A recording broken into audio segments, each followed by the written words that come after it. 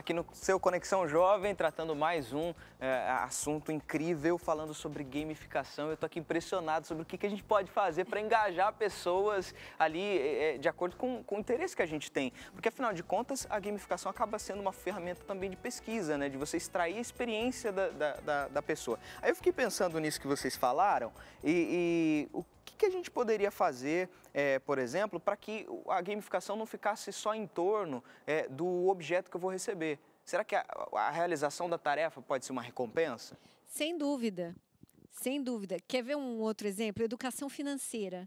Eu tenho um orientando de doutorado que trabalha com isso.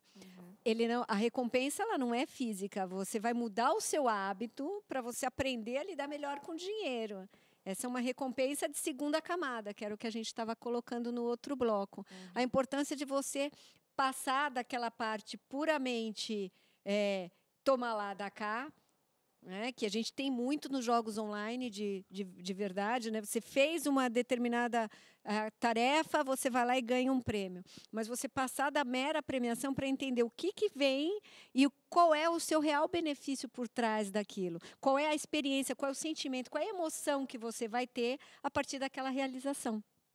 Tem atividades que a gente possa fazer para que a gente se incentive, por exemplo, a ajudar os outros? Ser mais altruísta? O que a gente poderia fazer ali, de repente, para engajar mais as pessoas numa atividade social, por exemplo? Por exemplo, o sistema de doação de sangue, que é algo mais bonito do que isso, né? A pessoa vai, acaba fazendo uma doação e, ao ver a resposta disso, né, que são as pessoas que podem estar resgatadas ali com esse tipo de atitude, eu acredito que isso já é uma motivação assim para as pessoas. É que muitas vezes as pessoas têm um pouco de medo, receio de fazer isso, né? Mas isso é um tipo de atividade social que eu acredito que é bem interessante. Então, assim, a motivação vem de você ajudar o próximo, né? E se você consegue fazer isso, basta começar a fazer, ter esse objetivo, ter esse plano, que, com certeza, à medida que você vai fazendo isso, assim como a Polly falou, você vai criando um hábito, né? E vai fazendo esse tipo de motivação, essa resposta. É como se você dá um presente para uma pessoa. À medida que você vai fazendo o bem para as pessoas, dá uma sensação muito gostosa, porque aí você tem um retorno bem interessante, que é uma recompensa imediata, né? Por exemplo, sorrir, né? Você encontrou alguém no elevador, você dá bom dia, boa tarde, boa noite, um sorriso. A pessoa te sorri de volta. Isso é um elemento sinestésico também. Isso, muitas vezes, você fala, puxa vida, olha que bacana, né? Foi muito legal eu ter recebido esse sorriso. Ou você foi e ajudou uma pessoa a atravessar a rua, mas aí nem são elementos, na verdade, gamificados. O sangue, sim. O atravessar a rua é uma coisa comum. Mas eu diria que, por exemplo, na sala de aula, você contabilizar, olha, você está com um colega lá com dificuldade, beleza. Você tem um sistema em que, se você ajudou o seu colega, você também pode receber ajuda numa situação em que você tem que fazer uma prova, em vez de você ganhar a nota, pode ser um sistema de gamificação voltado para um lado não monetário da nota, né? É interessante que uma vez eu li um livro que fala assim, que o sistema mais fácil para você conectar pessoas, o mais fácil, o mais barato, né, seria sorrir para a pessoa. E aí tem uma atividade bem interessante, né, que você pode fazer essa atividade, inclusive, e falar assim, ó, muitas vezes a gente tem vergonha, vai conversar com a pessoa e abaixa a cabeça, não olha para os olhos das pessoas. Aí a ideia vai na sua cabeça assim, ó, qual é a cor do olho daquela pessoa? Você vai com aquela coisa assim, qual que é a cor do seu olho? Você olha diretamente para o olho da pessoa e dá um sorriso. Aí você consegue conectar pessoas muito mais fácil, né? Pode ser isso uma meta também de gamificação. Olha Excelente. que legal. Agora, deixa eu te perguntar. Alguém pode estar pensando aí, tá, mas dá para gamificar tudo na vida? Ou será que só com algumas coisas específicas que a gente consegue gamificar? Como eu sei se há uma atividade ou outra, eu consigo gamificar essa atividade ou não? Em qualquer situação em que você tenha uma dinâmica, então, você tenha um sistema do que você quer atingir, o seu objetivo, você tenha quais são as regras, tanto de possibilidade quanto de restrição, que você tenha qual é a experiência envolvida e quais são as recompensas, você consegue, independente se ela é uma área da saúde, se ela é a financeira, se ela é uma uma área voltada para a educação. Por exemplo, o que o Ezequiel falou sobre os olhos. De repente, uma pessoa que vai numa festa e ela é introvertida, ela tem um sistema para ela de meta de que ela vai conseguir se conectar com 5 pessoas e para conseguir começar a se apresentar melhor, porque isso pode ter um benefício no trabalho, para que ela possa ser promovida ou que ela encontre um namorado, uma namorada. Só que aí ela vai ter que determinar quantas são 5 pessoas, são 10, e isso vai... Pode subir de nível, né? Pode subir de nível. Olha que legal, né? Mas, por exemplo, será que a gente gamificando, eu só estou sendo aqui a advogada do outro, né? Mas pode ser que alguém fale assim, olha, mas se eu gamificar tudo, será que eu não vou perder essa motivação individual? Tipo, só se eu estou só respondendo o jogo. Então, quando não tem jogo, não faço as coisas? Pode ser que eu meio que me mal acostume fazer assim ou não existe isso? O que vocês acham? Por isso que a motivação tem que ser intrínseca. O grande problema das críticas que a gamificação recebe na atualidade é porque se trabalha na primeira camada, que é a motivação extrínseca. Então, eu vou lá, ofa, eu fiz aquilo só para poder clicar ali e dar o check-in. Na verdade, a gente tem que trabalhar a gamificação de segunda camada. É o que está por trás daquilo. Aquilo ali é um meio para eu atingir um fim. Então, aquele check-in, ele me deixou mais perto do meu objetivo real. O ideal é combinar as duas camadas, né? Porque você motiva a pessoa recebendo algo em troca e, no final das contas, ele acaba resolvendo o que ele precisa realmente. Muitas vezes, a primeira camada, ela ajuda na formação de hábitos, que é fundamental para você atingir a segunda. Isso é bem importante. E agora, deixa eu fazer uma outra pergunta para vocês. Existe, quem sabe, algum aspecto na vida pessoal de vocês, que vocês, depois de todo o conhecimento que vocês têm de gamificação, vocês tenham decidido, eu vou gamificar isso na minha vida. E vocês acostumam gamificar no dia a dia de vocês? Eu tenho, com escrita. Aham. Com escrita. Conta pra gente um pouquinho, porque aí a gente vai aprendendo assim, alguns conceitos de como aplicar na própria vida, né? Na área acadêmica, a gente é quase um jornalista, né? Então, a gente faz pesquisa e tem que o tempo inteiro estar escrevendo. Mas escrita não é só um exercício, é um hábito. Então, muitas vezes, se você não tem aquilo, eu só sento quando tenho criatividade, isso não existe, né? Se fosse assim, um jornalista, não poderia trabalhar. Então, a gente tem que ter o hábito de todo dia sentar para escrever. Então, eu tenho lá o meu sistema, qual é a minha meta? E qual é o tipo de texto que eu estou escrevendo? Porque, às vezes, a meta é voltada para um artigo, às vezes é para uma narrativa, às vezes é para desenvolver um contexto que vai ser usado num jogo, desenvolvido no nosso laboratório, lá no Jazz 3. Então, a gente tem uma série de coisas. Eu, particularmente, uso muito para isso. E uso também para me lembrar, porque eu sou celíaca, para me lembrar de não consumir glúten. Olha que importante e que variado também. E você, Ezequiel? Eu uso mais para evitar procrastinação, né? Aí eu uso mais a técnica Pomodoro. Recompensas aqui, né? Recompensas Curto ali, prazo. exatamente. Aí eu tenho que executar a minha atividade que eu preciso naquele dia ou naquele momento, né? Eu vou executando aquelas atividades em etapas e eu pego recompensa em troca, né? Aí eu defino as minhas recompensas do dia. O Ezequiel, para quem não sabe, é papai, né? Papai de 3. Tem suas crianças ali. Ezequiel, você consegue mensurar, então, o desenvolvimento dos seus filhos através da gamificação ali? Mensurar como, você diz? Tem uma ideia, olha, o desenvolvimento é poder identificar a evolução deles diante de determinada atividade, sei lá. Se eu aplico uma gamificação, por exemplo, se eles conseguem evoluir mais nessa ideia. Exatamente. Acredito que sim, assim, né? Por exemplo, videogame, né?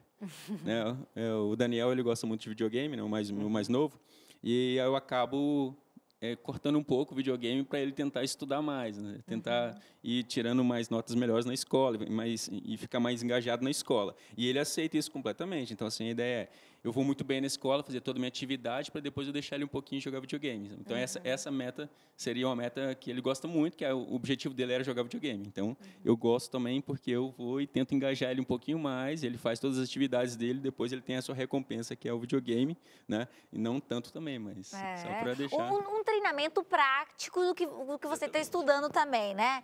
Agora, já a gente está chegando mais para o final do programa, mas existem tipos de personalidades para cada tipo de game? Será que tem games que vão mais com um tipo de personalidade ou outro? Por exemplo, quem gosta mais de competição vai melhor com gamificação do que quem não liga muito para isso? O que vocês acham?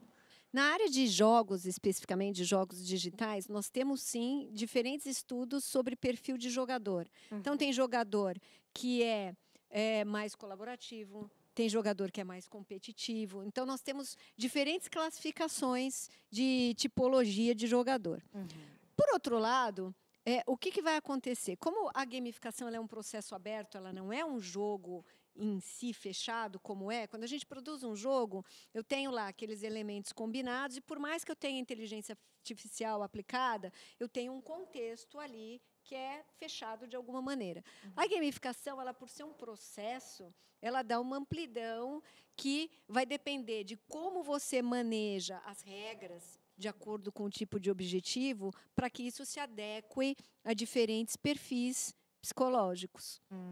Aí, então, vai depender de quem está aplicando o conceito, né? Gamificação. Quem está desenhando a gamificação, é isso? Então, tá. Vamos agora, a gente vai conhecer um pouquinho... Você está querendo falar alguma coisa? Pode falar, depois a gente vai, porque outro tema, então pode falar. Em outras situações, a gente pode ter isso, inclusive, para incentivar as pessoas a conhecer um determinado conteúdo. Na nossa universidade, lá na Universidade Presbiteriana Mackenzie, há 2 anos atrás, a gente criou um aplicativo gamificado para os estudantes que queriam conhecer a nossa universidade antes de ingressar. Então, a gente tem um dia que a universidade é aberta, e você tinha lá uma série de tarefas de visitar os prédios e de responder um quiz para ganhar um determinado prêmio e, ao mesmo tempo, era o nosso objetivo que as pessoas conhecessem os prédios, um pouco da história de quem fundou a nossa instituição. Olha que legal. Então, as áreas são muitas, as aplicações são muitas, mas será que também a gente não pode, de alguma forma, aplicar a gamificação para o nosso conhecimento de Deus, da Bíblia? Quem sabe melhorar a nossa vida também espiritual, que faz parte, né, dessa nossa vida completa. Vamos ouvir o que o pastor Marcelo vai dizer para a gente hoje. Hoje o tema está difícil, vamos ver aí a sacada do pastor Marcelo para conhecer mais o que será que a gente pode aprender para nossa vida espiritual da gamificação. Vamos ver. Tudo bom, pessoal? Mais uma vez aqui, eu fico feliz de ter esse momento especial com vocês. Deixo para vocês todos aí meu abraço. Um abraço especial também para o pessoal aí no estúdio, participando dos comentários do tema hoje do nosso programa. Você pode achar até meio estranho, né? Eu que sempre faço aqui um fechamento espiritual, mais bíblico sobre os assuntos que são aqui apresentados. Você pode achar estranho eu estar aqui aparecendo agora para comentar um programa que falou sobre jogos, gamificação. A gente tem a ideia apenas dos recursos utilizados através dos videogames, dos jogos eletrônicos, que servem para poder estimular a competição, a produtividade, a interatividade, a vontade de superação. Enfim, eles têm uma finalização didática, né, de nos ensinar uma série de coisas. E muitas escolas e empresas têm utilizado esses recursos para, de alguma forma, desenvolver mais alunos e funcionários, de acordo com as suas metas e com as suas perspectivas. A Bíblia fala alguma coisa sobre isso? É óbvio, né, que no tempo da Bíblia não existiam esses jogos eletrônicos que a gente conhece hoje. Mas jogos, esportes e essa dinâmica de superação, de competição, de interatividade, de objetivos e metas, isso sempre existiu. E você pode perceber em alguns lugares no Novo Testamento, e especificamente no texto que eu vou ler para vocês aqui agora, que tudo isso que é procurado alcançar com a gamificação é exemplificado na nossa própria luta para o desenvolvimento espiritual, como Paulo apresenta. Na primeira carta que ele escreve aos Coríntios, no capítulo 9, do verso 23 em diante, ele diz assim: tudo faço por causa do Evangelho, para ser também participante dele. Vocês não sabem que os que correm no estádio, todos na verdade correm, mas um só leva o prêmio? Corram de tal maneira que ganhem o prêmio. Todo atleta em tudo se domina. Aqueles para alcançar uma coroa corruptível, nós, porém, a incorruptível. Assim corro também eu, não sem meta. Assim luto, não como desferindo golpes no ar, mas esmurro meu corpo e o reduzo à escravidão, para que, tendo pregado a outros, não venha eu mesmo a ser desqualificado. Aqui Paulo fala sobre a necessidade de meta, aqui Paulo fala sobre objetivo, sobre foco, ele fala aqui sobre superação, ele fala sobre alcançar e abraçar desafios. Enfim, tudo isso que a gente vê no mundo corporativo, no mundo do ensino, na pedagogia, no ambiente empresarial, tudo isso a gente também pode encontrar no mundo espiritual. Por quê? Porque isso é a vida humana. Nós estamos aqui enfrentando uma série de lutas, nós estamos interagindo uns com os outros, nós somos estimulados cada vez mais a alcançar metas e desafios. Claro que hoje em dia, no mundo corporativo que nós vivemos, muitas dessas metas são impostas para nós e nós produzimos para nunca recebermos aquilo que nós estamos produzindo. Mas Paulo diz assim, que essa causa é a causa do Evangelho. Ele usa exemplo dos jogos. Ele diz, as pessoas correm, você já viu os corredores no estádio, um só leva o prêmio, mas vocês devem correr, se esforçar, ter meta, objetivo, subjugar suas próprias naturezas pelo poder do Espírito Santo, para vocês alcançarem a verdadeira recompensa, que é a salvação, que é a vida eterna. Esse é um exemplo para nós. O mundo espiritual também é uma espécie de jogo contra as forças do mal, contra as minhas tendências, e a gente está aqui para poder aprender cada vez mais a alcançar os objetivos, que é desenvolver em nós o caráter de Jesus. Um grande abraço para todos vocês e até a próxima. Muito obrigado, pastor Marcelo. Olha só, né? Tem gamificação de alguma forma até na mensagem do Evangelho, até na Bíblia, temos exemplos, né, desses objetivos, de lutar, de seguir as regras, né, e tudo que a gente está falando no programa de hoje. Temos só mais uns minutinhos agora de programa e eu queria deixar esse tempo para vocês darem uma última mensagem para nossos jovens que estão assistindo o programa de hoje. Pode ser que você chegou só agora. Se você quer assistir o programa de novo, pode ir lá no nosso YouTube e assistir. No nosso canal vai ficar o programa já lá, então você pode assistir. Se não, pelo menos fica com essas frases aqui que eles vão falar. Uma última mensagem para a gente sobre gamificação, sobre o programa de hoje. Antes de começar a usar qualquer processo de gamificação, primeiro pense por que você quer adotar isso. Legal, olha, reflexão, e aí? Exatamente. Planeja bem o que você quer, tenha um objetivo bem estabelecido, crie as etapas, os passos exatamente, e também você pode criar o sistema de recompensa final que você vai receber com o processo que você vai estar criando. Tá aí, essas foram as dicas. Gianina, muito obrigado. Prazer. Eu que agradeço. Muito obrigado. Prazer é todo meu. E o Ezequiel, que é da casa aqui, muito obrigado mais uma vez. Obrigado. Você que está assistindo a gente já sabe, pode interagir nas redes sociais. Muito obrigado pela sua participação aqui com a gente. E o Conexão Jovem fica por aqui. Mas a gente volta.